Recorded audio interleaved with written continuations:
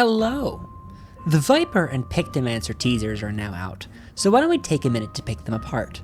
Just to set expectations, this video isn't going to reveal to you how these jobs play. The abilities are used out of order and without description, which makes any sort of concrete stance on how these jobs play entirely speculation. If you're familiar with how Reaper works, go back and rewatch the Reaper teaser and you can see the level of buttons out of order we are working with. We likely won't know how these jobs play with any concrete details until they do a live letter about the new jobs. That being said, there are a surprising number of clues hidden away in these videos, and hopefully, by the end of this video, you will walk away with some interesting new information to chew on until the job live letter. Let's start with Viper. Viper shows off 8 moves in the trailer.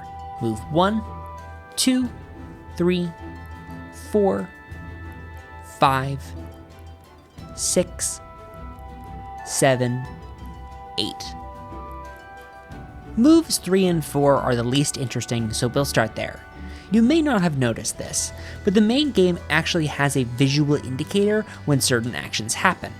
Those being global cooldowns with these gold lines, off global cooldowns with these blue swirls, getting buffs with this shine, and losing buffs with this cloud? I'm not sure what to call it. Anyway, taking a closer look at moves 3 and 4, these are just GCDs with nothing else going on.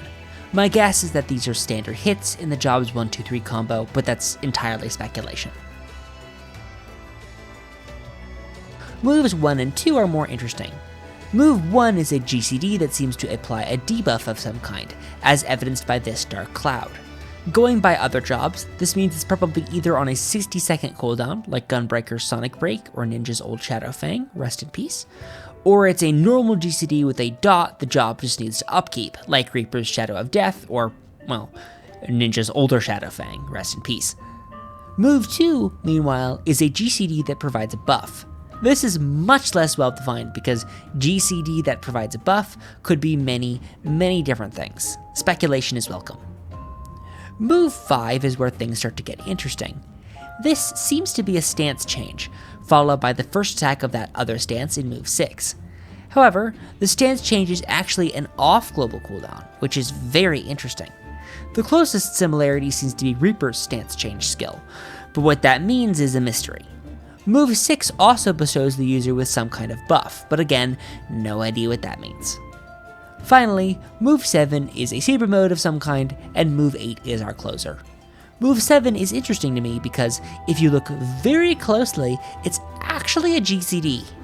It also gives a buff, but that's kind of obvious.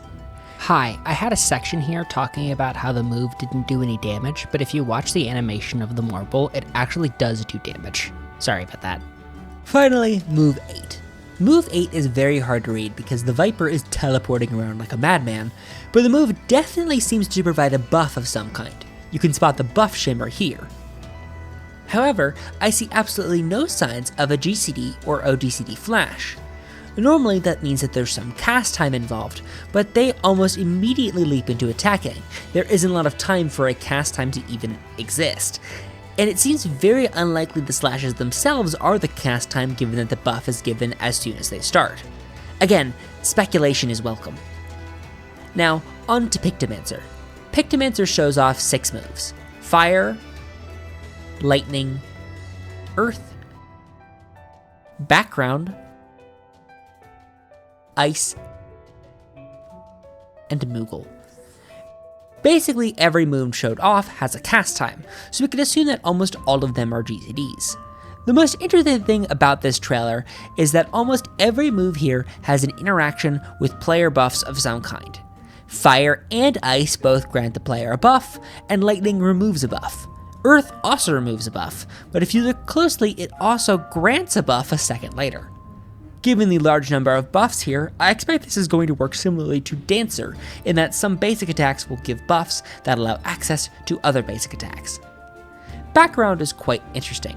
Again, it doesn't have a flash, which means that there's a cast time involved, and if you look closely, it seems to be a long cast time.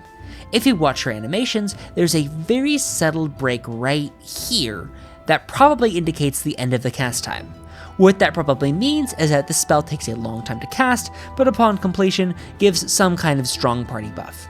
Or that's what I would say, but the spell conspicuously does not buff the Pictomancer. Now, this could mean that the buff applies to everyone but the Pictomancer, but given the way that almost every single group buff in the game works, especially ones that don't deal damage, it's a strange exclusion.